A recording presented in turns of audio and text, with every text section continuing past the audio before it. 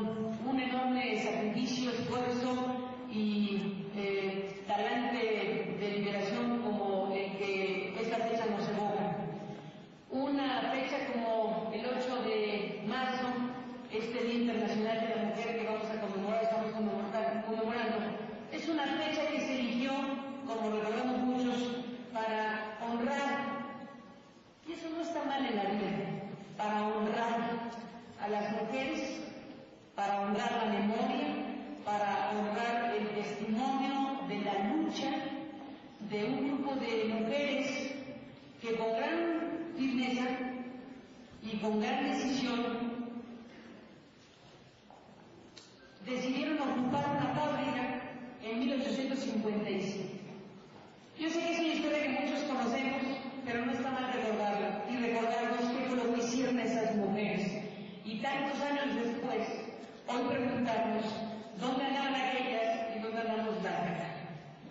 En materia de libertades, en materia de oportunidades, en materia de salud, en materia de opinión, en materia de dirección, en materia de valoración social, etcétera, etcétera, etcétera. No está mal en 2008 preguntarnos por 1857. Ese 1857, donde ese grupo de mujeres ocuparon la fábrica textil, donde trabajaban en la ciudad de Nueva York, en los Estados Unidos, porque querían igualar salarios. 1857-2008, ¿dónde andamos paradas? Igualar salarios. ¿Cuál es la franja de diferencia todavía hoy entre lo que ganan los hombres y lo que ganan las mujeres haciendo trabajos similares? 35, 38, 40%, pónganle la cifra que quieran, hablemos de promedios, hablemos de aproximaciones. ¿Cuánto hemos avanzado y cuánto estamos todavía estancadas en ese tema? 8 de marzo, lo recuerda, uno de los grandes asuntos para las mujeres y para la sociedad, que es cómo se remunera nuestro trabajo, cómo se reconoce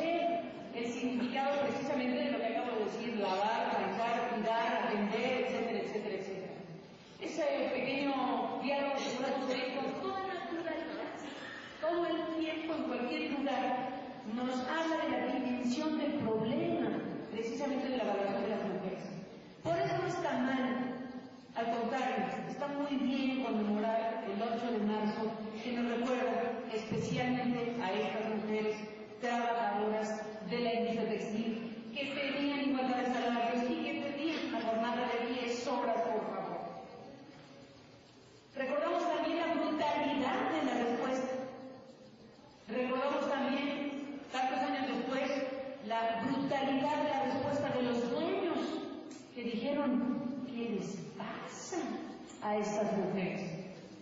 La respuesta de los dueños a esta reclamación fue provocar fuego en la planta ocupada en donde murieron las 129 obreras que recordamos cada 8 de marzo. 129 obreras que dieron su batalla y perdieron la vida. Hoy tenemos en el recuento de los años, sin duda avances. Hoy votamos desde Ruiz Cortines para acá, que es nada en la vida del país, pero de Ruiz Cortines para acá votamos, pero no mucho más que eso. Si nos atenemos a la escasa presencia de las mujeres, por ejemplo, en la vida política, en la representación política, pues vemos, por ejemplo, que el Congreso de la Unión tiene pues una franja más o menos importante de presencia femenina, fundamentalmente porque hay leyes que obligan, porque se han desarrollado leyes afirmativas que dicen los partidos políticos están obligados a tener una porción de sus candidaturas con candidaturas de mujeres. Bueno, eso ha favorecido la presencia de mujeres efectivamente en la vida política, en una parte de la representación social. Pero hay que echar una miradita a lo que pasa con las gubernaturas, ¿no? Ahí salpicadas, en el gabinete ni se diga, en las presidencias municipales, por ejemplo. La célula del sistema político de este país, que es el municipio, dicen que es libre, aunque parece una calle, pero bueno, en la célula del municipio tenemos una presencia absolutamente marginal. Creo que no llegamos ni al 5% de las presidencias municipales ocupadas por mujeres. Eso nos da una probabilidad de lo lejos que estamos de ser reconocidas en lo que corresponde, y nosotras mismas de participar en lo que corresponde a un tema crucial que es la representación social. Los que toman las decisiones a nombre de los otros. Hoy estamos viendo con asombro, todavía causa asombro, el hecho de que una mujer compita por la presidencia de los Estados Unidos. Del tamaño de la sorpresa es el tamaño del problema. En cuanto veamos que las mujeres son presidentas, gobernadoras, presidentas municipales, directoras de empresa con naturalidad, pues es que habremos llegado a un punto deseado. Del tamaño de la sorpresa que nos sigue causando que alguien lo sea, es el tamaño del problema. Hoy la cuestión es muy interesante en Estados Unidos porque estamos entre Hillary y Obama. Caray, ¿qué pasa allá afuera? ¡Ay, la marcha! ¿Y de qué fue la marcha? De los electricistas. Es que yo vi un montón de trailers. Sí. Y como no tengo noticiero, mañana no estaba muy pegado.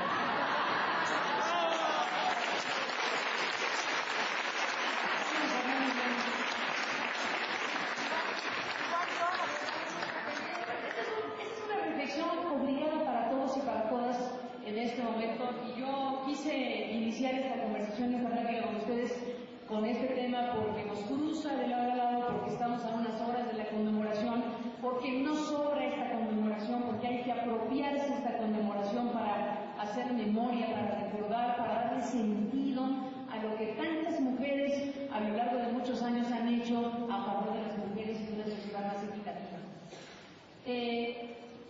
Por supuesto, destacadísima la tarea de las sufragistas, ¿no? Todo lo que se tuvo que hacer y lograr para que las mujeres pudiéramos tener derecho a votar.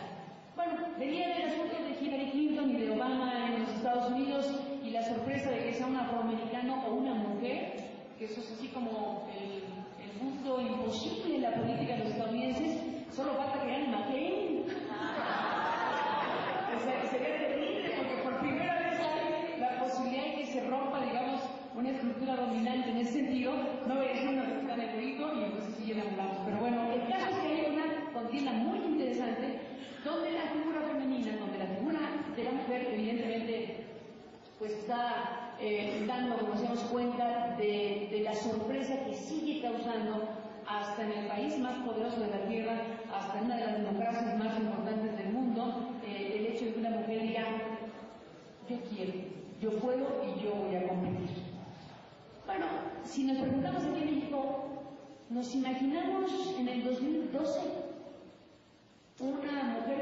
por la presidencia de México?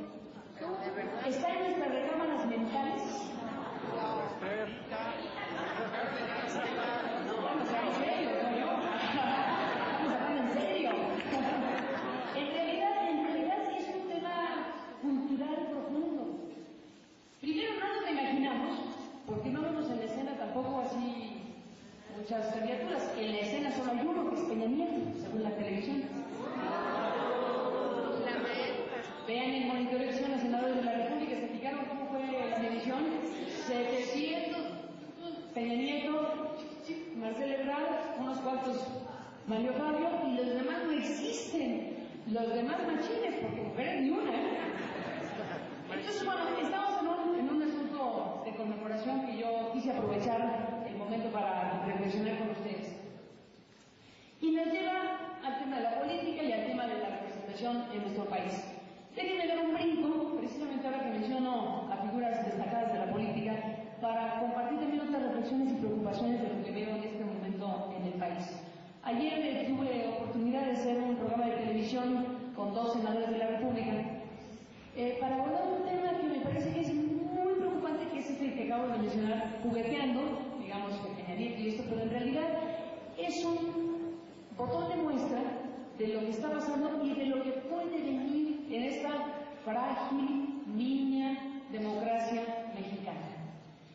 Hoy José Woldenberg escribe un texto que es bastante ilustrativo sobre el tema en el periódico Reforma, en donde también alerta sobre este asunto de lo que está pasando en la pantalla de televisión con los políticos y la construcción, hay que decirlo de esa manera, de una candidatura anticipada, donde la equidad de la contienda, donde las nociones básicas de una competencia política se están dinamitando desde ahorita.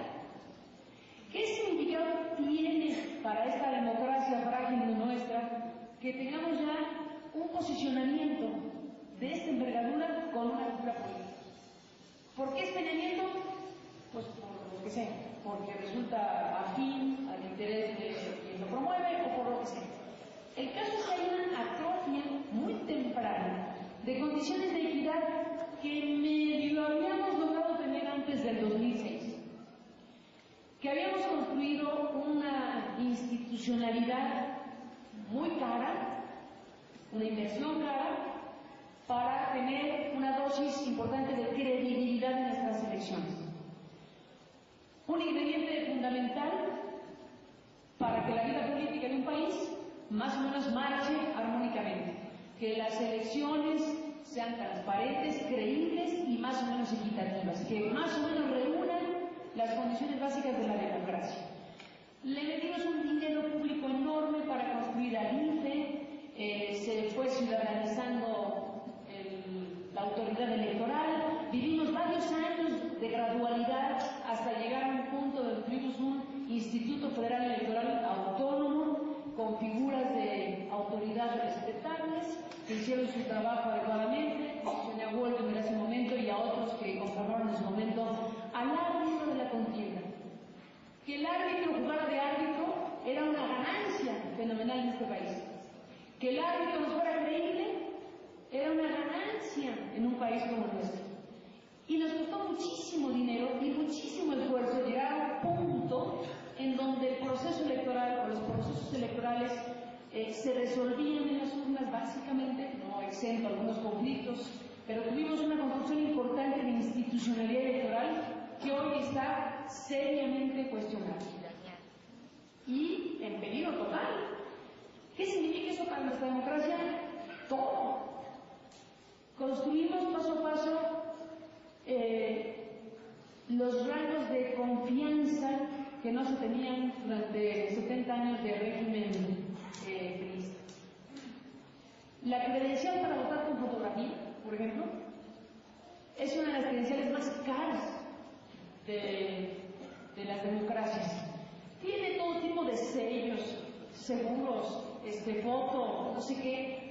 Del tamaño de los seguros y más que tiene la tarjetita esa, es el tamaño de la desconfianza de la que veníamos.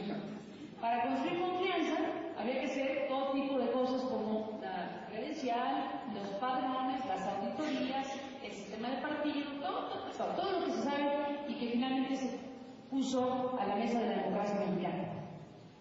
Esa credencial para votar con fotografía, por ejemplo, que es de las más caras, tal vez la más cara del mundo, bueno, pues está ahí ahora jugando un papel muy importante porque es el principal documento de identificación de los mexicanos. Bienvenida a la función adicional.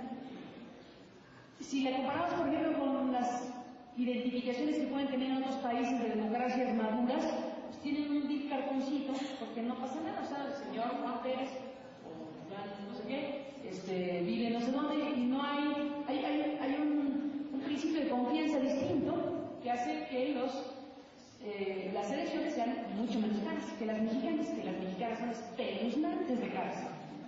Venimos de una reforma electoral que ha bajado los costos de la democracia, los costos de las elecciones, con un encontronazo fenomenal precisamente con quienes se vieron afectados por la prohibición de los spots.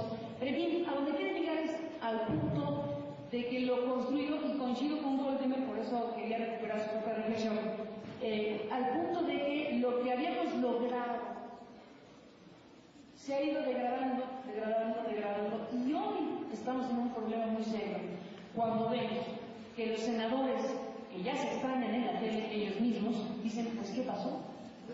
¿Acaso estamos frente a una represalia electrónica por la reforma electoral? Como me dijo uno de los entrevistados ayer, es una hipótesis a considerar.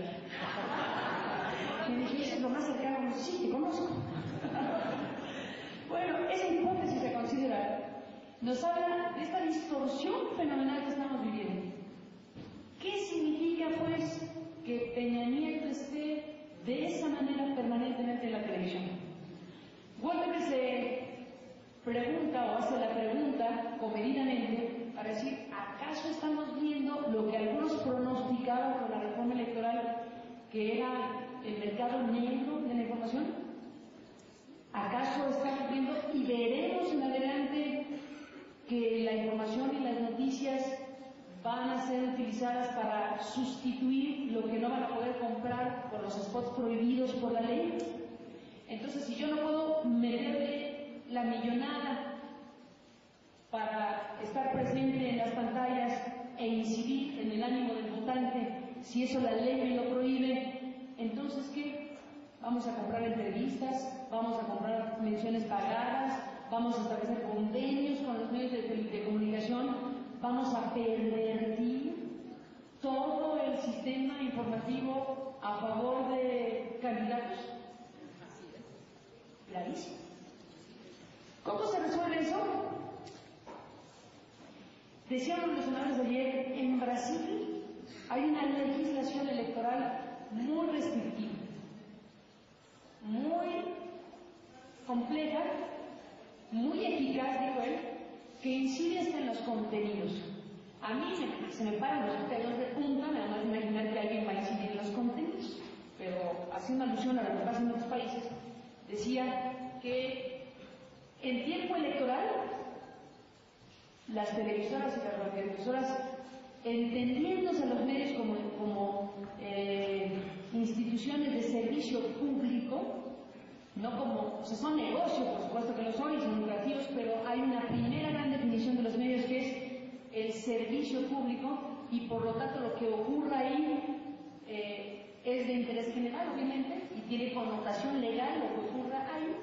Entonces decía, pues si en una elección un comunicador hace una alusión negativa a un candidato en un proceso electoral, eso puede ser motivo de sanción.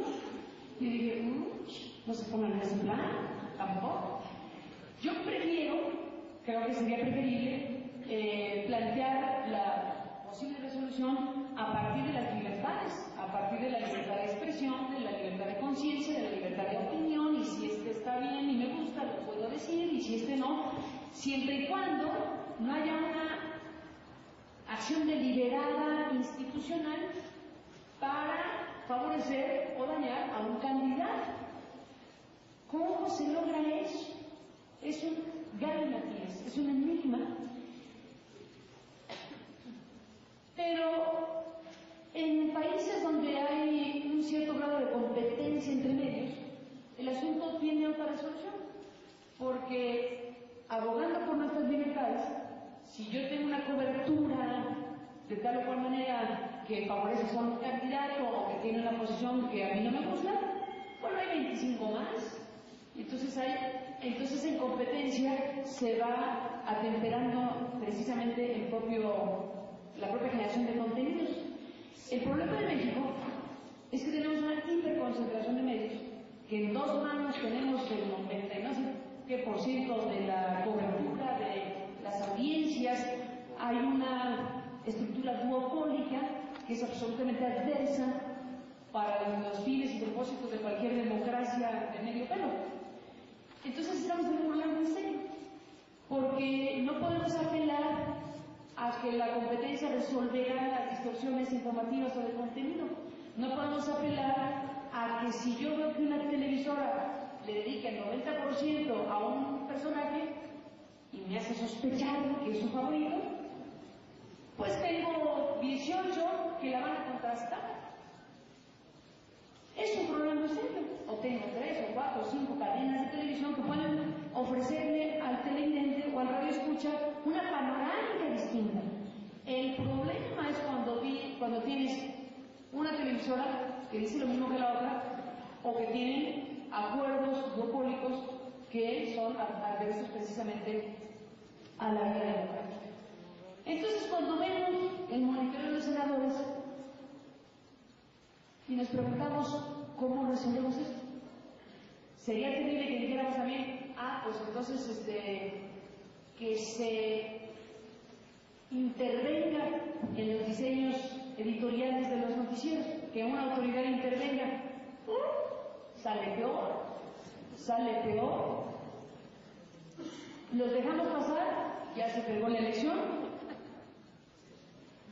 Yo lo estoy diciendo de memoria, sin respuesta, estoy compartiendo una inquietud sin respuesta, pero un problema muy serio que ya lo intuíamos al ver esta distorsión informativa, pero que ahora lo comprobamos cuando vemos que los propios senadores dicen, vamos a medir, ¿no?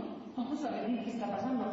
Y la medición es el primer dato duro de lo que puede estar ocurriendo, de lo que está ocurriendo y de lo que puede venir para una lucha o una batalla electoral en nuestro país. Venimos de lo que venimos de un año 2006 polarizante, divisivo, cuestionado, que dejó una franja de la población absolutamente insatisfecha con los resultados y la forma en que fueron procesados, una franja muy importante de la población que afirma que hubo un fraude electoral, otra franja de la población muy importante que dice no saber exactamente quién ganó, y eso es absolutamente dañino y perverso para cualquier coexistencia política. Otra franja de la población que dice el tribunal dijo y hasta ahí nos quedamos porque el tribunal es la última palabra, en términos formales así es. En fin, franjas de población que tienen posiciones sobre el tema de las elecciones electorales, pero lo que queda claro es que no estuvieron bien. O sea que el resultado dejó una gran semilla de confrontación social no resuelta, lamentablemente, y que dejó bases muy endebles para las competencias que vienen, porque esa autoridad electoral, por hablar de uno de los actores de esta historia, pues quedó muy debilitada, tan debilitada que hubo que hacer una reforma medio a la medida de los agravios del 2006, que restringe o que prohíbe la compra de spots, que cambia una parte del colegiado de la autoridad electoral con cambios en los consejeros, que deja ahí márgenes para más o menos recomponer las cosas, pero que a las primeras de cambio nos vuelven a dejar insatisfechos. Por ejemplo, cuando ya vemos instalada esta nueva autoridad electoral y lo primero que nos hacen es decirnos, y los chorromil spots que nadie sabe quién compró, quién pagó y quién sabe qué, eso ya nos vamos a investigar, porque es muy importante ya cerrarle la puerta pasada, ¿a quién le damos más? Y otro dice, los miles de spots que denunció el propio INPE, que habían sido transmitidos en la radio y la televisión y que el monitoreo del INPE registró que habían sido transmitidos en la radio y la televisión y que nadie sabe quién los pagó, quién los compró, quién los facturó, si los facturó, a quién responden esos miles de spots que son o que fueron nada más ni nada menos que la tercera parte de las campañas. No eran unos spotcillos perdidos. La cantidad de spots que quedan en tinieblas representan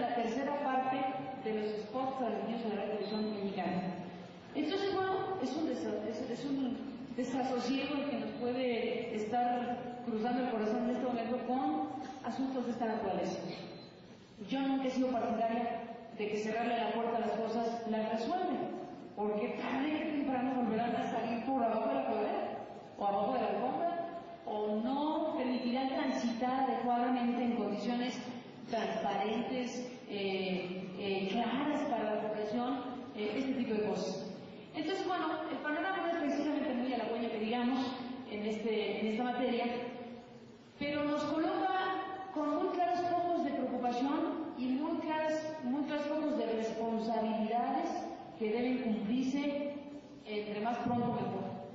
Me refiero a una ley de radio y televisión, bueno, preferentemente una ley de radio, televisión y telecomunicaciones, no dos leyes, pero en fin, ya los legisladores verán, que pudiera medianamente poner a México pues en un marco legal moderno que entienda las convergencias digitales y las conversiones de señales y toda la tecnología que uno quiera imaginarse, que deben estar contenidas en las nuevas reglamentaciones y la legislación, pero que esté diseñada, como muy bien dijo la Suprema Corte de Justicia cuando resolvió la acción de inconstitucionalidad de la Ley de Radio y Televisión que se aprobó de forma vergonzosa en el 2005-2006, esa ley promovida o redactada desde las propias televisoras que hicieron que los regulados dominaran a los reguladores, ¿no?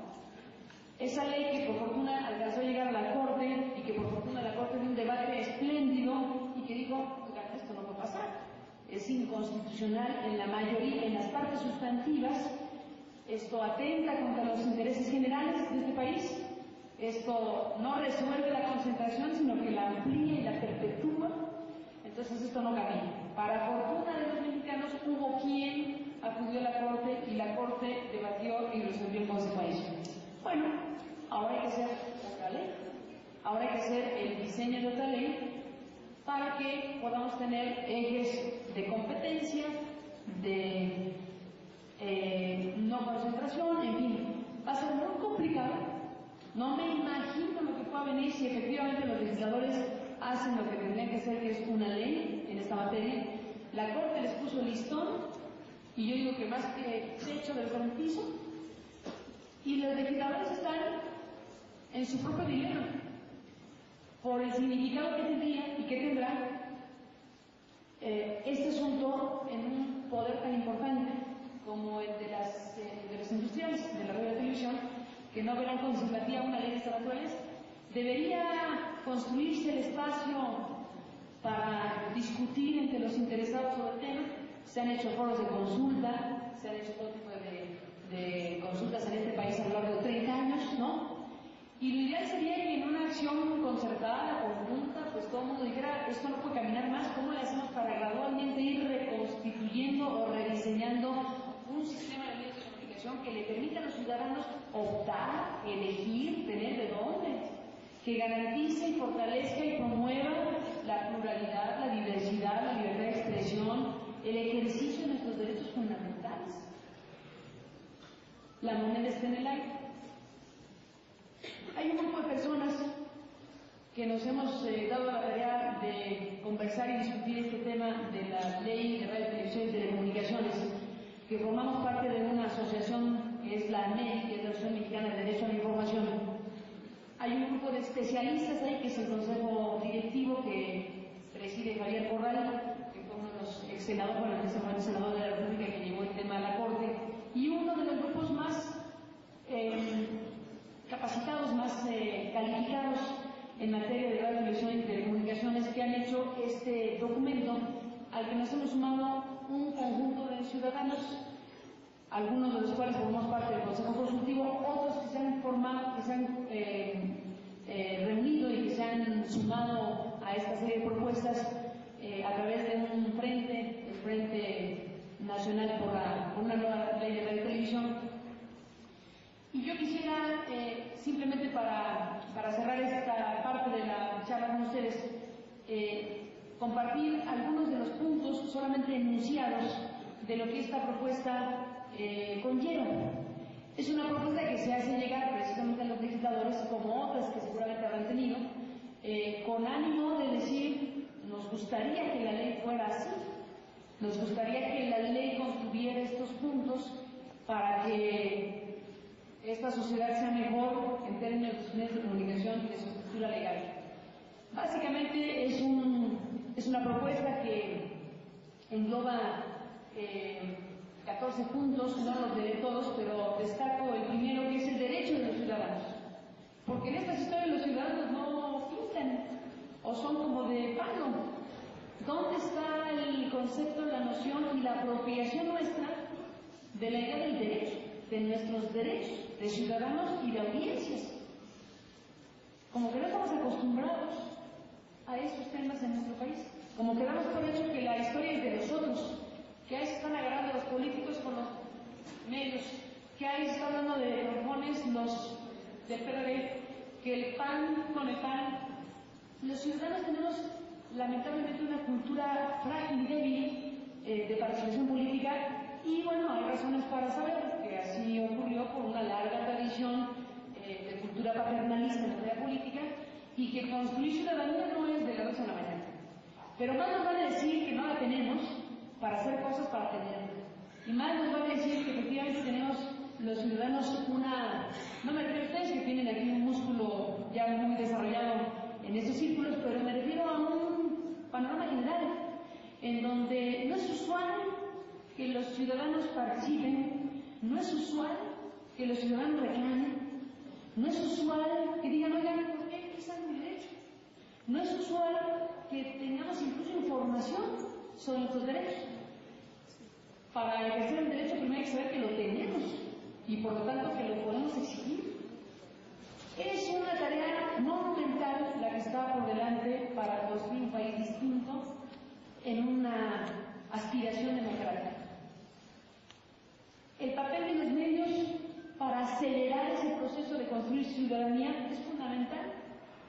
Si en los medios no vemos con mucha claridad impulsos dirigidos claramente para crear nociones de tolerancia, de actitudes democráticas, de lo que ustedes quieran, pues nos vamos a tardar muchísimo más. Hay varios factores que impulsan, digamos, la construcción de los ciudadanos. La educación, por supuesto, que esa sí la tenemos hablada con el espejo de Viva, eso sí estoy tranquila. Muy tranquila, porque aquí todo es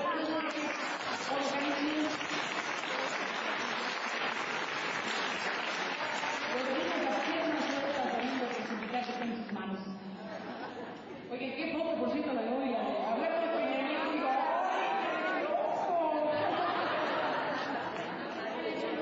¿Dónde está? ¿Quién es el que mueve la patita por la presidencia? Y ahí va, ¿no? Bueno, el tema de la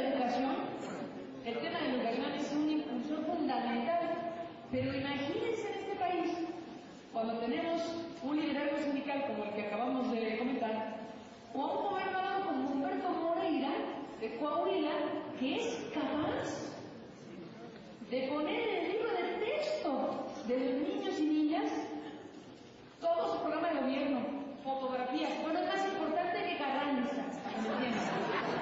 La foto de Carranza viene así en el libro y la foto de Moreira viene así. Las explicaciones históricas de los grandes personajes de la historia mexicana vienen en parrafitos para los niños, y la biografía de Moreira es de 3 placas. Es una vergüenza, es un escándalo, es increíble que en este país podamos tener una cosa de esa naturaleza. La educación. ¿Cómo vamos a construir un nuevo país? ¿Cómo vamos a ser distintos y mejores?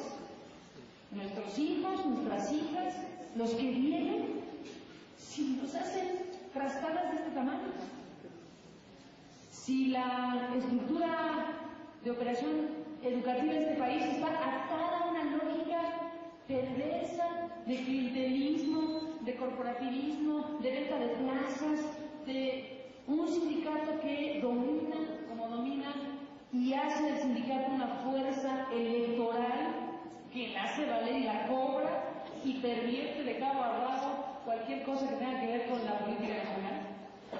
Una fuerza electoral que es puesta a disposición de quien se la compre y después es cobrada secretaría por secretaría, cargo por cargo, cuota por cuota. La educación. Si se supone que queremos ser un país distinto y mejor, pues tenemos que estar preocupadísimos por la educación y en manos de qué y cómo está funcionando el sistema educativo mexicano. El otro gran impulsor, otro factor catalizador y acelerador que podríamos tener como aliado a favor de la democracia está precisamente en los medios de comunicación. El poderío que puede tener la radio, la televisión, los medios para favorecer conductas ciudadanas, cultura ciudadana, cultura cívica, conocimiento de derechos, postura crítica frente a lo que ocurre, exigencia de los ciudadanos, pluralidad, diversidad, diversión también, ¿no? Todo lo que nos gustaría tener, ¿no? Bueno, estamos en un problema también, porque tenemos una estructura que aunque ofrece algunas cosas, por ser un país tan grande y tener muchas opciones en muchos sentidos locales, en alguna medida prescrita, en fin, lo que se pueda tener para tener diversidad de contenidos, pero estructuralmente estamos en un problema. Estructuralmente el diseño que México tiene de su sistema de medios es totalmente adverso para todo esto. No abundo más sobre lo que nos puede generar de opinión el asunto, pero si no resolvemos bien eso, si no hay una ley de radio, televisión y telecomunicaciones que mínimamente contemple ese papel y esa función que evidentemente los medios debemos y podemos tener, pues nos vamos a tardar, como dije, un rato más en tener ciudadanos más habilitados, más capacitados, más entendidos, más conocedores, más críticos. Y si no lo tenemos, si no hay demócratas, no hay democracia. Si no hay cultura democrática, no funciona como nos gustaría. Entonces tenemos ahí un panorama difícil y mucha tarea por hacer. Yo, a pesar de todo, suelo ser optimista, aunque no me parezca. Tengo una amiga que dice que hay que ser optimistas por sobrevivencia moral, y yo ya le doy la frase, porque me gusta, porque lo creo, porque si no nos damos un tiro, ¿verdad? Yo creo que hay que decir las cosas como son, hay que vernos al espejo aunque no nos gustemos, pero hay que mantener una reserva que se vale, una reserva que es un estímulo de vida y que significa, entre otras cosas, que debemos creer que las cosas pueden ser mejores, pero no va a ser legales, ni son libres. Y que para que esto mejore y que esto prospere hacia la vida que mejor quisiéramos tener, hay que hacer cosas en consecuencia. Hay que trabajar, hay que estudiar, hay que prepararnos, hay que leer el periódico, hay que informarse, hay que ver qué pasa con el de al lado, hay que ver qué pasa conmigo, pero también hay que ver qué pasa con el del frente, con el de arriba, estar, ser, participar. Esto es muy estimulante porque son ciudadanos que están aquí en esta tarde-noche, que por cierto me tengo que ir corriendo porque voy a trabajar. Ya sé que soy semidesempleada, esto medio trabajo de noche. Está bueno, no estaba trabajando eso.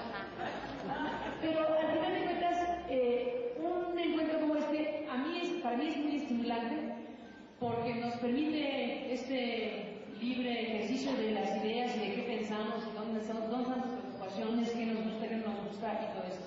Cierro este comentario, como decía, solamente enumerando algunos de los otros principios que los ciudadanos que nos hemos agrupado en esta asociación de AMEDI queremos impulsar y comparto con ustedes. El servicio público, una legislación precisamente que debe definir la función del servicio público en la radio y la televisión como un servicio especial para la sociedad, entender a los medios de esa manera, no solo porque se trata de entenderlos así, sino que hay que legislar para que en consecuencia operen en ese sentido. Los otros son más técnicos, pero digamos el 7, que es el acceso universal. Si reconocemos que la información es un derecho público, será preciso garantizar, por ejemplo, cosas como la disponibilidad en todos los formatos y por todos los medios posibles a la mayor cantidad de ciudadanos y mexicanos, el tema de la información entendido como un bien público, La información es nuestra. La información debe ser algo que esté permanentemente en nuestra cotidianidad de todo tipo. Información para elegir qué escuelas a mi hijo, información para saber en qué supermercado venden más barato, información para saber cuál político es más pillo que el otro, información para saber qué significa la construcción de este edificio, información para saber dónde están las cosas del sindicato, ¿no? Información para decidir. Esa cultura ciudadana tiene que cruzar necesariamente por cosas como esta, que los ciudadanos entendamos plenamente y nos apropiemos de la idea de que la información es nuestra y de que la información es fundamental para decidir y ejercer nuestra libertad. Nos podemos equivocar y nos vamos a equivocar todo el tiempo. La libertad no es fácil. La libertad es un estado de cosas complejo, difícil, que nos coloca en muchos dilemas. Pero yo pienso que es una aspiración absolutamente válida, irrenunciable. No me imagino un ser humano que diga, yo mejor me la quiero llevar como, ¿no? ¿Cómo que decían? Ay, me avisan, ¿no? Ay, me avisan cuando me toca. Ese sería un cambio radical. Si dejamos de pensar en ay, me avisan cuando me toca, o que veo ahí a los que deciden por mí a lo lejos, como un paisaje, como algo que me es absolutamente ajeno. ¿Qué es ese señor que dice que me representa, pero no sé ni cómo se llama? A ver, una prueba, una trivia. ¿Cuántos se saben? No, vamos a ver. Suele servir para la reflexión. ¿Cuántos sabemos el nombre de nuestro diputado o diputada? Así, la verdad, que no se suprime, que no se falla. Bueno, poquitos, ¿no? Y miren que ustedes están bien pilas, ¿eh? Es un auditorio artístico, pero de todos un auditorio un poco más desprevenido, pero que mi diputado, ¿cuál es ese?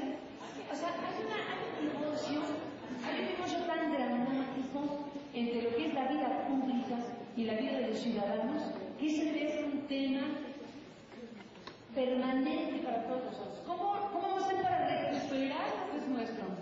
Porque resulta que eso que nos parece paisaje, esas decisiones que se toman, que si vamos a explotar el petróleo de formas profundas para rescatar nuestro tesoro,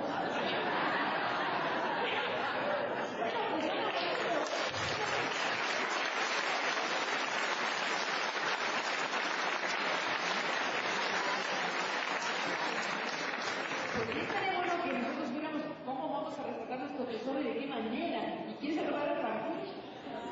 Bueno, yo creo que ese es un gran reto para todos nosotros. El reto de ver el montón de cosas que nos faltan por hacer.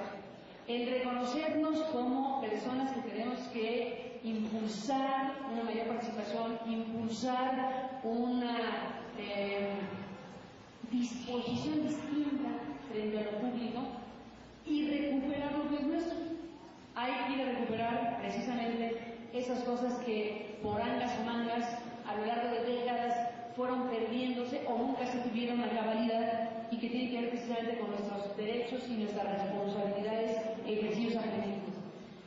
Cierro el comentario diciendo que el tema de la diversidad, de la libertad, de la pluralidad y la responsabilidad deben ser los ejes fundamentales por donde cruce cualquier marco legal que venga, que esperemos que venga y que estén a la altura nuestros legisladores próximamente.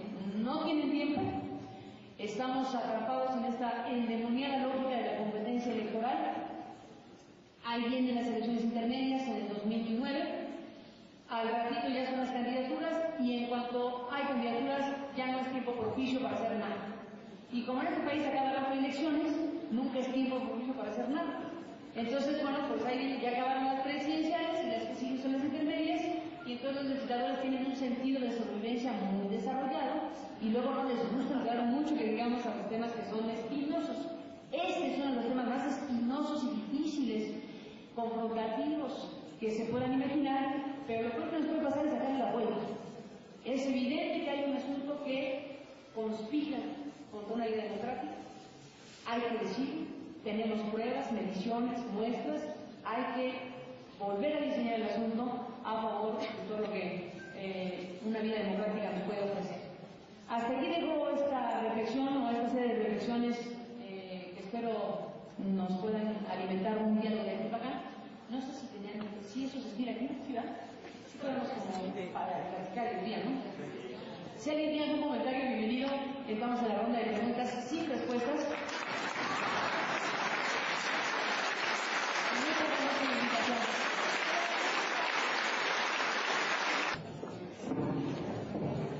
Gracias, buenas noches.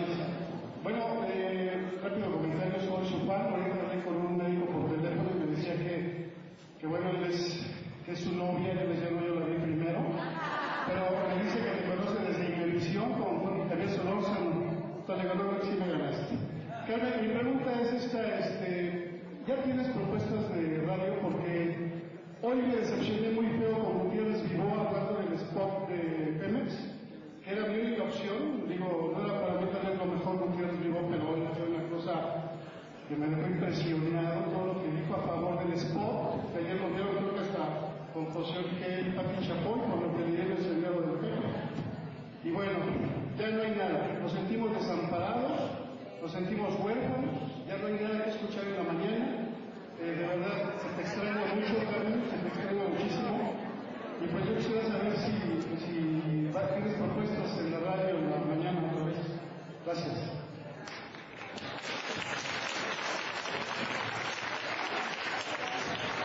Hoy en la mañana en la entrevista de Miguel Ángel Granados Chapa, a usted le estaba preguntando que si ya la podemos ver de nuevo en algún noticiario en la radio, se hablaba de un proyecto que la tenga usted de nuevo en algún noticiario.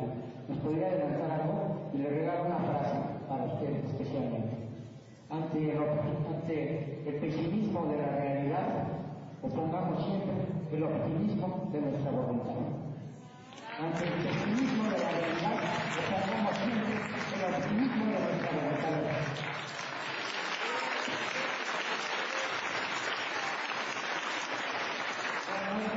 Muchas gracias. Estamos transmitiendo en vivo el evento a través de radioambro.tv. La gente, toda la que está ahorita, felicidades, Carmen, te queremos, muchísimo apoyo desde varios estados de la República.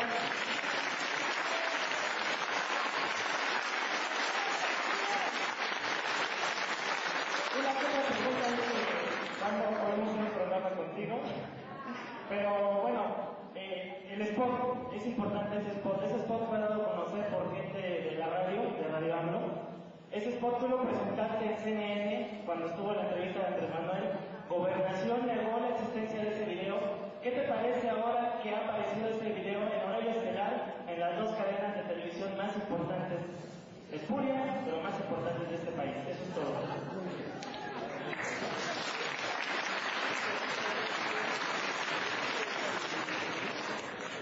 Bueno, tenía hasta hoy de mañana varias propuestas para hacer en la radio, pero después de esta plática creo que ya no lo voy a hacer. Van a sostener las propuestas. No, no es cierto. Estoy en un proceso, como se lo comentaba Miguel Ángel Granados Chapa, al maestro Granados Chapa, que por cierto hay que felicitarlo doblemente. Claro.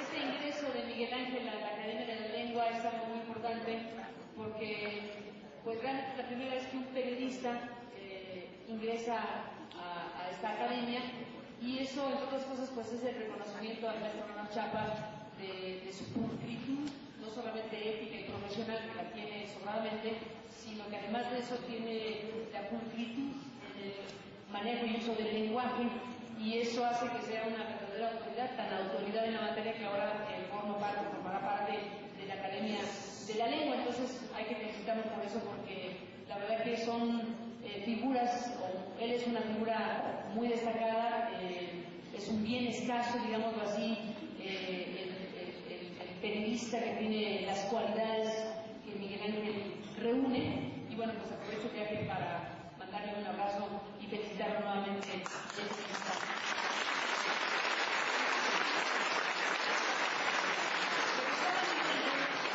Le contaba a Miguel Ángel esta mañana, cuando te preguntaba, recordando que hace 2 meses estoy fuera del aire, que efectivamente han sido semanas difíciles, intensas,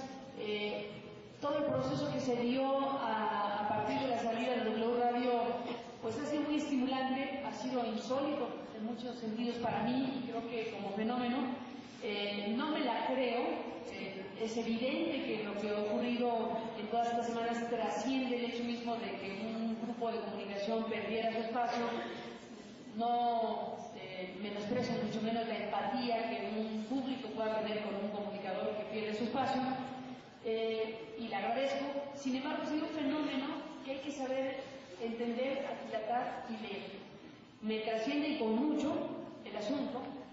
Se convirtió este caso en un vértice de reclamo, en un detonador de reflexión, de crítica y de discusión sobre todas las cosas de los medios de comunicación. Fue un acontecimiento que me disgustó, nos disgustó a muchos, pero que generó un fenómeno muy valioso, muy importante, en donde vimos una cantidad de artículos desplegados, manifestaciones de enorme importancia, por supuesto para mí, que entrañablemente las llevo en mi corazón, pero que nos hablan de algo mucho más amplio, mucho más profundo, que tocó una fibra muy sensible, y que esto sirvió de un detonador precisamente para ejercitar nuestro pensamiento acerca del tema de los medios de comunicación. Vimos en todos estos análisis, se publicaron más de 260 editoriales y artículos en muy pocos días sobre el tema, y los ejes de discurso, los ejes de reflexión y preocupación iban fortaleciendo un reclamo conjunto. ¿Dónde estamos parados en el ejercicio de nuestras libertades fundamentales? ¿De qué tamaño es la democracia mexicana como para que quepa el derecho a la información, el derecho de conciencia y de opinar, el de disentir? Y es un cuestionamiento muy serio el que se hace a través de estos análisis y de estas expresiones que se dieron a lo largo de las últimas semanas. Debe ser leído adecuadamente por nosotros, como ciudadanos, como interesados en el tema. Debe ser leído bien por las propias autoridades, por los medios de comunicación, por los legisladores, porque se dio un fenómeno, no digo organizado, un fenómeno coincidente, en donde dijimos, a ver, ¿cómo le hacemos si en este país sí se pudo aprobar una ley fundamental de un tema discutido por décadas en este país, como la radio y la televisión, en las condiciones en las que se aprobó? ¿Qué tipo de atrofias institucionales y estructurales tenemos como para que hubiera ocurrido lo que ocurrió? Que se pudiera diseñar una ley que nos iba a regir a millones de personas desde una instancia de interés. Es decir, un interés particular dominó el interés general, como ocurre acá. Nada más que aquí es muy claro ya lo que ocurrió, pero como nos ocurre acá, ¿verdad? ¿De qué tamaño la representación de nosotros en la política y en los gobernantes y legisladores? ¿De qué tamaño es la representación como para que prevalezca lo que debería prevalecer, que es el interés general, por encima de los intereses particulares? ¿Que los intereses particulares tienen derecho a existir? Claro que sí. ¿Que se puede pelear por defender un derecho particular? Claro que sí. Nada más que no se puede poner por encima del interés general ese derecho particular. Y no puede ocurrir lo que ocurre, que es que un derecho particular es más grande que un derecho general, que un interés general, perdón. Un interés particular no puede ser más grande que un interés general. Eso es en el fondo, me parece, lo que perdura, lo que está presente en muchas de las reflexiones que se vieron a lo largo de estas semanas. Fíjense cuántas vueltas le he dado para no responder a lo que me preguntaron.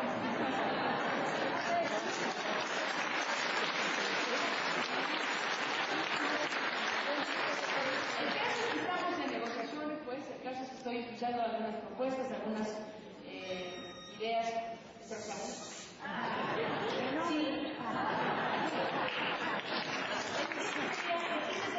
El chiste sería lograr un espacio que nos permita tener la capacidad de maniobra necesaria para poder desarrollar adecuadamente un trabajo profesional y periodístico, que nos permita abordar los temas que nosotros consideramos como grupo de trabajo, que son los del interés general, que nos permitan pues, hacer lo que un periodista tiene que hacer, que es mirar críticamente lo que pasa en el entorno, informar de la mejor manera posible a su audiencia, darle la mejor y mayor información posible de los temas que bajo su criterio profesional son los de mayor interés para la población, etcétera, etcétera, etcétera. De lo que se trataría es de construir un espacio que pueda reunir precisamente las características necesarias para que eso pueda seguir ocurriendo, como ocurrió durante muchos años o varios años en la experiencia de los 5 años que estuvimos ahí.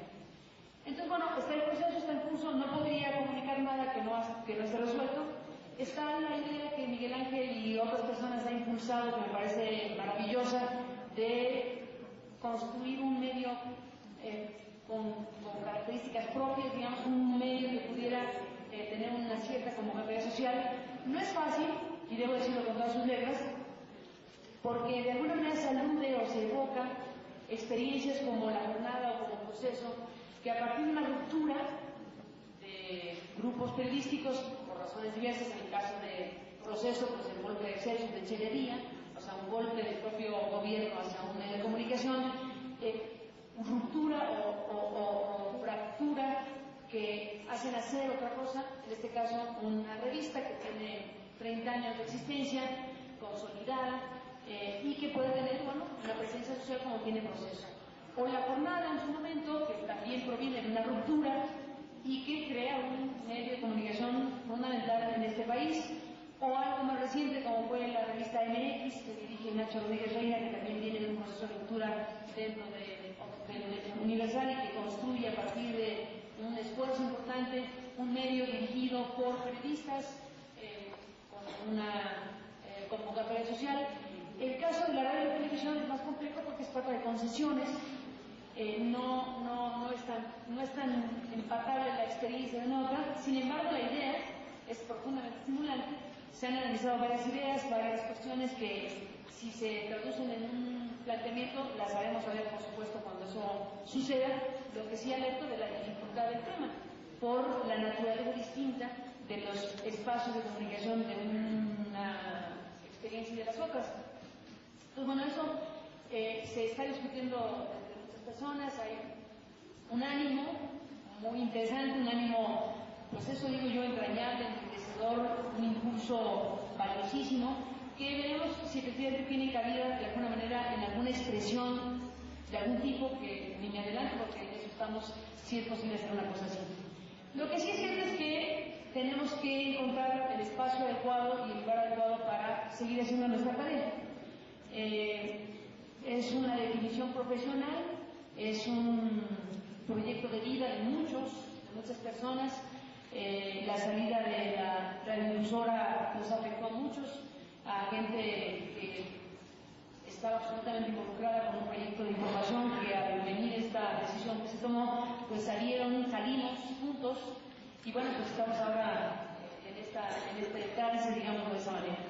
Entonces, lo que venga se tendrá que anunciar debidamente, y los dejo, digamos, con estas reflexiones que nos dan cuenta de la dificultad que tiene precisamente el buscar un espacio que pueda restituir las condiciones que se tenían precisamente en esta materia. Ojalá que se logre, yo estoy optimista, creo que sí, de que pronto podamos tener un espacio público para seguir informando y dando las noticias como lo hemos hecho en los últimos años. Sobre el spot que estaba, sobre el spot de televisión, bueno, sí, creo que quedó muy mal parado el gobierno mexicano cuando le dice, en este caso, a un medio internacional, que en este caso fue CNN, que fue quien le preguntó, le preguntamos si ese video que aparecía en Google era del gobierno. No más, no había otra pregunta en ese momento que saber si efectivamente la autoría del video correspondía al gobierno. Si nos dicen que sí, muchas gracias. Sabemos ahora cuáles son las líneas discursivas y propagandísticas de lo que viene en materia de reforma de energéticos. Pero como nos dijeron que no, pues nosotros no tuvimos más que decir, bueno, a ver, tuvimos toda una discusión, no es fácil para un medio de comunicación y menos para un medio internacional sacar un video si no sabemos de quién es. ¿O qué representa? ¿O qué demonios es eso? Entonces dijimos, a ver, ¿el video existe? Sí existe porque ya lo vimos. Ahí está en Google y lo puede consultar cualquiera. ¿Su factura y su producción es profesional? Sí. ¿No lo hace cualquiera? Sí. Tiene que haber una inversión importante para hacer ese video. No es un video de aficionados. Que es un video que da cuenta de un tema que se está discutiendo y que por supuesto es parte de la agenda nacional también. Entonces, bueno, todos los requisitos de que ese video es un video que tiene que conocer la población, porque ese es el tema, ¿no? Los periodistas, ¿qué hacen? Se encuentran, ven algo y dicen, ¿se los informo o no se los informo? Bueno, para que alguien decida transmitir algo, tampoco es una ocurrencia, ¿eh? Si no está rigurosamente verificado que eso es comprobable, demostrable, es de interés general, es de interés de la población, si nosotros les informamos todo lo que hay, no hay manera, ¿no? O sea, la cantidad de información que se genera es de tal magnitud que tenemos que tener conciencia de que esta tarea es una tarea discriminatoria por naturaleza. De la cantidad de información que hay, el profesional que dice, bueno, hay 600 acontecimientos, más importantes, etc. Yo considero que este y este son los que van a estar en el noticiero, porque no caben más, porque es un asunto absolutamente de organización y de jerarquización de la información. ¿Que por qué ponemos a veces en 8 columnas una nota y no otra? Bueno, deseablemente, porque es en el ejercicio libre del criterio profesional de que creemos que a lo mejor es más importante hoy destacar el conflicto Colombia, Ecuador, Venezuela, que el decálogo del presidente Calderón sobre la economía, ¿no?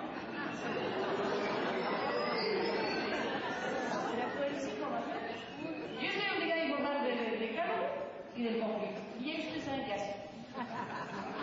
Estamos un poco en el ejercicio de lo del video. Un poco lo que les quiero compartir es ese ejercicio cotidiano de los periodistas de transmitir esto o no transmitirlo. Si no era el video, había 600 temas más, ¿eh? O sea, siempre habrá un elemento para hacer el programa. ¿Por qué el video? Bueno, porque frente a los otros temas parecía o parece ser un tema importante. En fin, son criterios que podemos compartir o no, pero alguien tiene que tomar una decisión en cierto momento para decir, es esto lo que va a hacer. Preferentemente que esa decisión se tome a partir de un criterio estrictamente profesional, estrictamente periodístico y que no vaya acompañado de un interés extra periodístico que diga vamos a pasar esa Benedetto porque saben que la nota que trae es buenísima, no se la pueden perder. Bueno, ¿por qué dije todo esto? Pues estaba viendo el video. Me preguntaron que qué pensaba, ¿verdad? Me preguntaron que qué pensaba del spot, del video, del spot. Pues digo que deja muy mal parado al gobierno porque negaron la autoría del video. Y a los 3 días aparece el video en la televisión. Entonces, ¿qué hay que hacer? Informarle a la audiencia. ¿Qué? Lo que pasó. Pasó que tuvimos una entrevista en donde nos dijeron, hay un video en el internet. ¿Cuál video? ¿De qué estás hablando? Pues es un video que dice que las aguas profundas y que nuestro tesoro y que se ve que Laura León va a cantar la canción parte de Tini.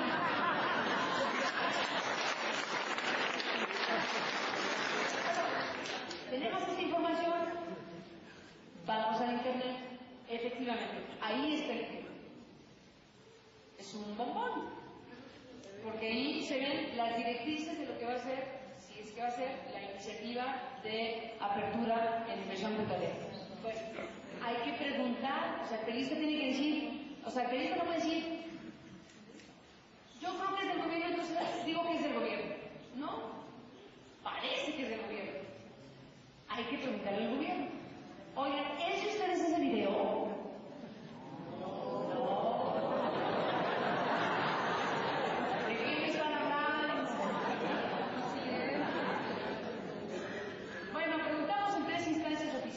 Y en las 3 llegaron la autoría de ese video.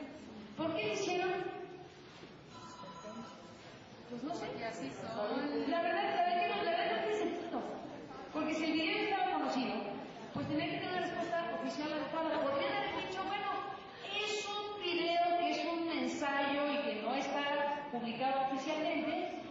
estamos haciendo pruebas de algo que todavía no está decidido. Ah, bueno, gracias, así lo tomamos. Ya cuando venga la iniciativa veremos si ese video corresponde a la iniciativa. Pero como se da esta cosa, pues entonces lo que hace uno es, bueno, no voy a echar el video en el cajón y le voy a decir al auditorio, no decir nada, no se va a enterar del video porque decidí no pasarlo. No, lo que hay que hacer es pasar el video y ponerle un letrerito que diga. Nosotros le preguntamos al gobierno y nos han dicho que no es de ellos, nada más que vean usted y diga usted en su criterio si a usted le parece que puede ser del gobierno. Ya la gente en su casa dirá, pues sí, como que sí, ¿verdad? Sí parece del gobierno. Da la impresión. Bueno, sí, fue una cosa absolutamente torpe, que los deja mal parados y al final de cuentas lo único que hace es que al día siguiente el medio de comunicación diga, ¿se acuerdan que le pasamos un video? Que abajito le pusimos que no era del gobierno, porque el gobierno decía que no era de ellos. Bueno, ahora digo que lo acaban de pasar en televisión y dice que sí es del gobierno. Ahí se lo dejo para que usted haga la valoración del caso. ¿No? Bueno, ya, solo el video.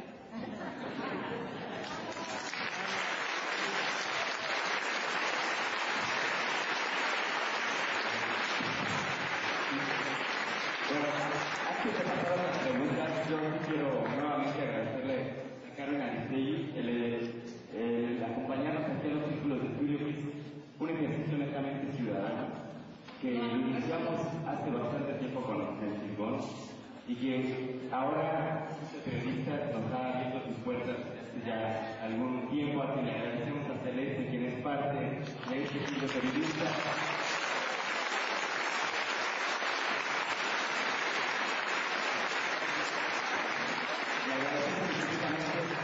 Al Centro de Periodistas que nos brinde este espacio para seguir realizando, como ya no sé si todos sepan, pero los jueves a las 7 de la noche estamos aquí, todos los jueves con Rafael Barajas del Silbón, y pues realmente la gente estaba ansiosa y esperando que Carmen Aristegui algún día nos acompañara aquí en estos círculos de estudio.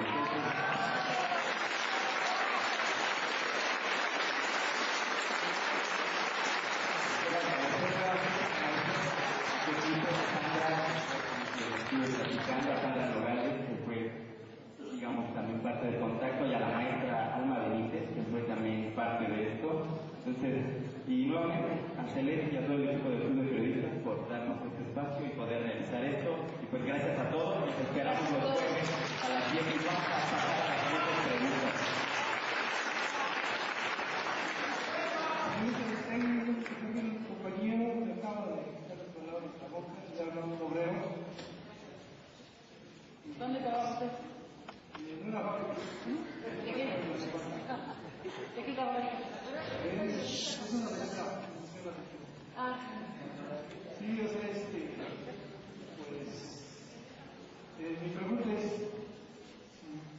bueno, pues, si nos regalaron unas plantas de esta aquí.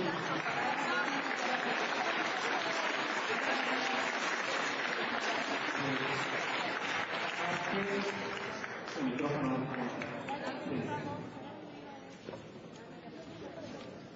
Carmen, muchas gracias por tu participación. Gracias. Mira, la pregunta esencial es esta. En función de lo que hemos visto a lo largo de este periodo que lleva ahorita Calderón en ese sexenio, vemos la conformación nuevamente con esos tres nuevos consejeros. Sin más de un acuerdo partidario, pero pues hoy ya estamos viendo, o sea, de qué lado están jugando. A la hora de despotricar contra los spots, todo el pasado se va para atrás y me da la impresión que el señor presidente Eric quiere ya quemar cuanto antes las boletas. Eso, el tribunal, un tribunal donde la magistrada, la principal, la presidenta, pues es íntima amiga de la esposa de la primera dama de este país. Estas instituciones en las que nosotros vamos por el camino electoral, ¿qué nos pueden preparar a nosotros para el 2009 y para el 2012? Mi pregunta objetiva entonces es, ¿tú qué piensas, bajo tu perspectiva periodística, del movimiento de resistencia civil, que a diferencia del 88 para acá, nunca lo había visto ni vivido como en estos días, ¿no? Que es una fuerza increíble lo que se está padeciendo. Lo que estamos viviendo aquí y que tiene una gran fortaleza. Gracias.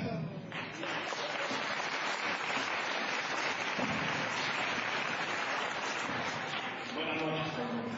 Bienvenida a estos círculos de estudio. Decías, si no hay cultura, no hay democracia. También mencionabas que tu idea es ser optimista por sobrevivencia. Eso es bueno. Pero también decías algo muy importante para nosotros, y así somos, decir las cosas como son. Finalmente, lo que yo logré era recuperar lo nuestro. Yo estoy aquí no para recuperar, para defender el petróleo.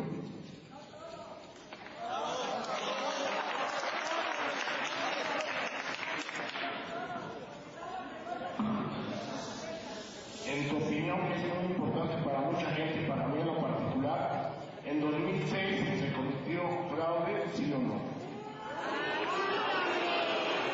En tu opinión, Carmen, pues vamos a respetar las preguntas para que escuche Carmen, ¿no? Por favor, gracias.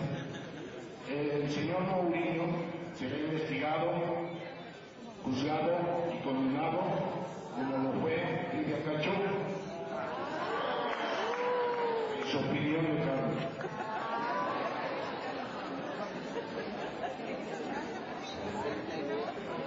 Finalmente, es una idea de Jorge Saldaña que te la comparto, ya la hablé antier con Javier Garrido, con Mario de Constanzo, y la idea de Jorge Saldaña que te incluyó es que se realice televisión sin cable. Televisión sin cable, que es lo que los compañeros están haciendo, que se trataría, él mencionó que tú realizarías las entrevistas y se podrían entrevistar de forma plural, más o menos semejante a lo que se hacía en tu programa, pero en Coyoacán, en el Zócalo, donde se pudiera informar. Él incluso se comprometió a traer a su grupo musical, y creo que en México, yo creo que ella León entraría, en México hay buenos grupos musicales culturales. Gracias.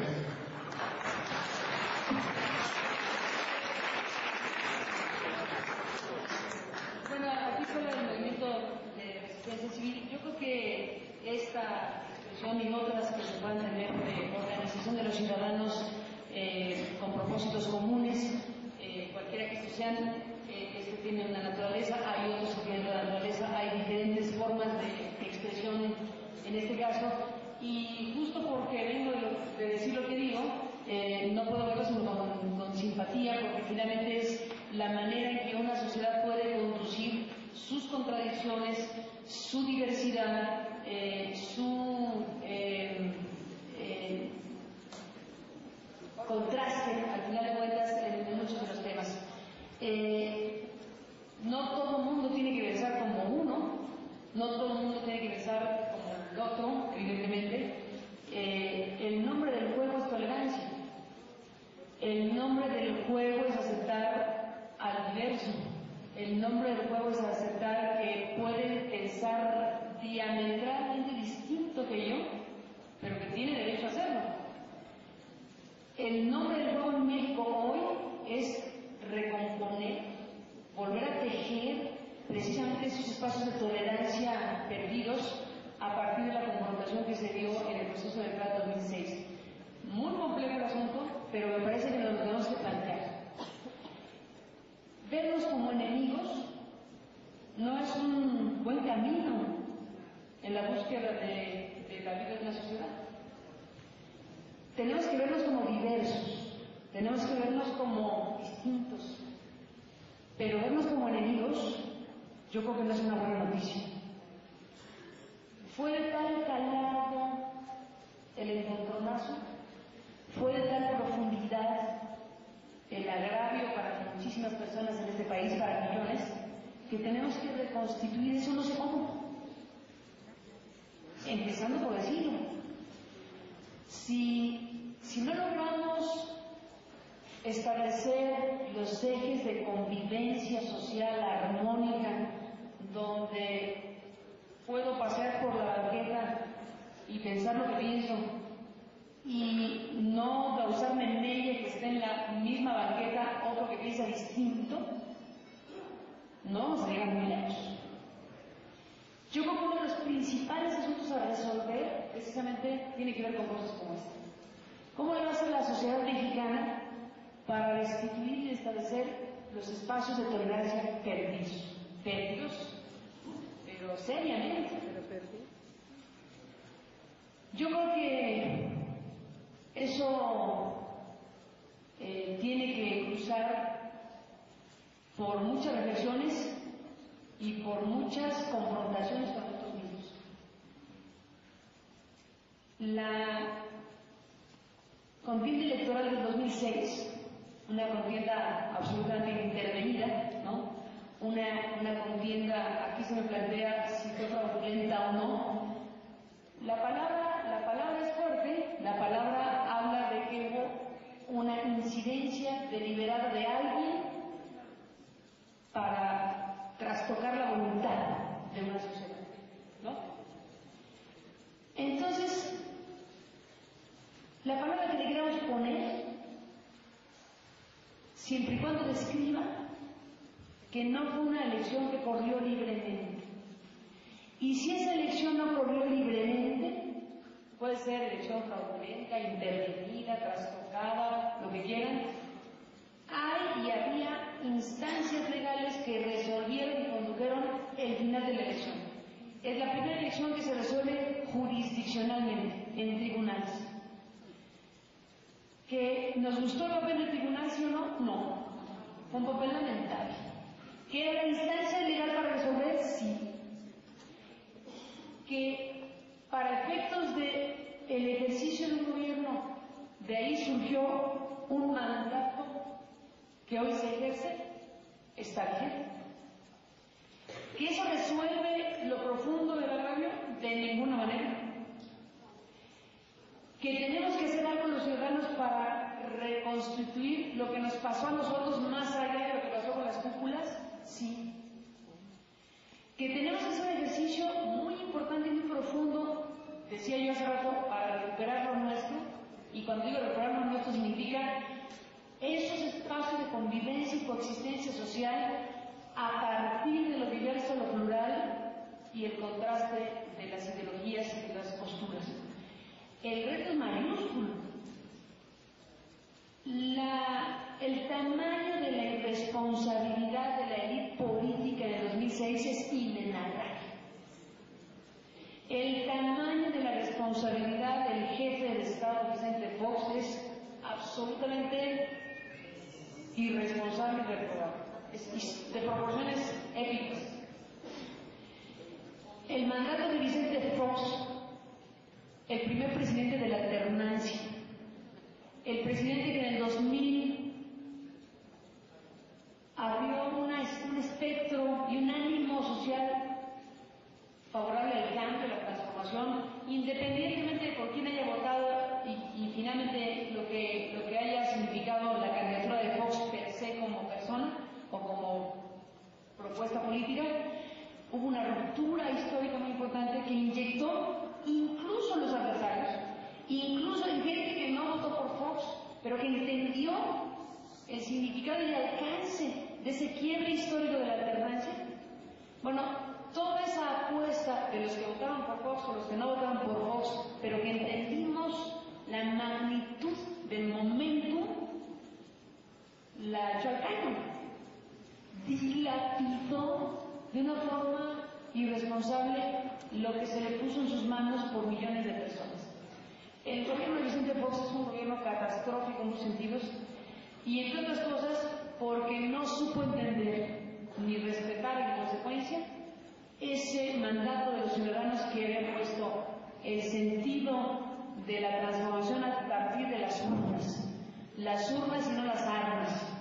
Se dio en México un cambio político de enorme importancia, no solo por la alternancia en el Ejecutivo, era una alternancia que venía en los 15 años anteriores en los gobiernos estatales y demás, es un proceso gradual, pero era el capítulo dorado de que por primera vez en este país, después de 70 años de un régimen monolítico, la sociedad había logrado construir el espacio suficiente para que, votando, se girara. Gran noticia, gran acontecimiento histórico, tantos otros en relación a la justicia mexicana. El tema de la justicia mexicana es gravísimo. El caso de Lidia Cacho es un caso emblemático, prototípico, digamos así, por lo que significa las evidencias públicas, la contundencia de la información sobre una serie de agravios a una ciudadana, pero no olvidemos que lo de Lidia Cacho no solamente son los agravios a la ciudadana, sino porque esos agravios a la ciudadana, que es una periodista que nos puso a la luz pública un asunto verdaderamente grave, que es el de la pederastia y la pornografía infantil. Porque a Lidia le hicieron lo que hicieron, porque publicó lo que publicó, que no se nos olvide. El caso de Lidia Cacho es el caso de su traslado de Cancún a Puebla, y lo que pasó en las 20 horas y los agentes y lo que ya nos han contado y sabemos, pero no debemos dejar de preguntarnos por qué le sucedió eso, y le sucedió eso por lo que publicó y dijo. Y entonces eso nos lleva al tema mayúsculo, que es el tamaño de la impunidad, de la connivencia y de la complicidad en las estructuras de justicia de este país, de justicia política de este país. El caso de Lidia Cacho nos muestra un retrato crudo, ácido, de cómo puede llegar precisamente a someterse a través del interés general y la justicia misma por la presencia de un empresario textil poderoso que financió la campaña de un gobernador, que ese gobernador por lo tanto se siente comprometido con ese empresario, y si ese empresario le pide un escarmiento para una periodista que escribió algo que lo compromete, que lo señala en un tema deplorable como la pornografía infantil y la pederastia, lo hace. Porque Mario Marín lo que hizo fue poner al servicio de ese empresario poderoso el sistema de justicia de Puebla, y la procuradora, el presidente del tribunal, los agentes, la jueza, el gobernador, la cadena de funcionarios que están perfectamente descritos en el documento de investigación que hizo el ministro Juan Silva Mesa y que fue desechado por la Corte, que no fue capaz de pronunciarse, no iba a sentenciar la Corte, no le correspondía, porque la atribución que estaba ejerciendo era una atribución prácticamente de ombudsman, era un pronunciamiento de la Corte, ni siquiera tenía el carácter de sentencia lo que hizo la Corte. Bueno, la Corte, así como estuvo fantástica con la ley de radio y televisión, la misma Corte, en sus claroscuros, cometió un agravio muy serio a la sociedad mexicana al no pronunciarse, no solo por las violaciones a las garantías de la ciudadana periodista, sino ni siquiera se pronunció por el tema de la pornografía infantil y la pederastia. Yo no me explico qué motores, qué resortes, qué cosas ocurrieron ahí para que nuestro máximo tribunal no ejerciera esa facultad, en donde el pronunciamiento de la Corte no tenía efectos vinculantes para nadie, pero tenía un efecto moral de enorme importancia. Que la Corte le leyera la cartilla a todas las instancias de justicia y políticas del país, porque hablamos del caso de Puebla, pero es del país, porque hablamos de la pornografía y las redes de protección a la pornografía, las redes de pornografía infantil y pederastia, y las redes que protegen a las redes de pornografía infantil y pederastia, cruzan a toda la estructura institucional de este país, porque que me digan quién protege a los pederastas, ¿no? Entonces, el tema de Lidia Cacho es un tema emblemático, es un tema que coloca a la Corte pues en una situación de reclamo de los ciudadanos precisamente. Yo digo que la Corte es una Corte de tan alto contraste que, como dije hace rato, ha tomado decisiones, pues claro, dirán ellos, nosotros resolvemos y no siempre todos quedan contentos. Eso suele ocurrir con los jueces, que dictan sentencia y pues les gusta al que sale ganando y les gusta al que sale perdiendo. Pero este no era un caso así. Este no era un caso en donde había una sentencia de por medio. Este era un pronunciamiento general, un pronunciamiento haciendo valer la atribución que le da la Constitución para pronunciarse en casos extraordinarios, que al final de cuentas, pues el fenómeno es gravísimo y en crecimiento.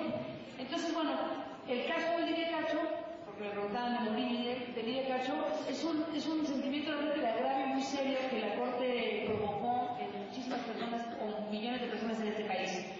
Y el tema de Mourinho, para ya cerrar se cocina aparte, tiene otra lógica, por supuesto, para enmarcarse la carta de Mourinho, ¿verdad?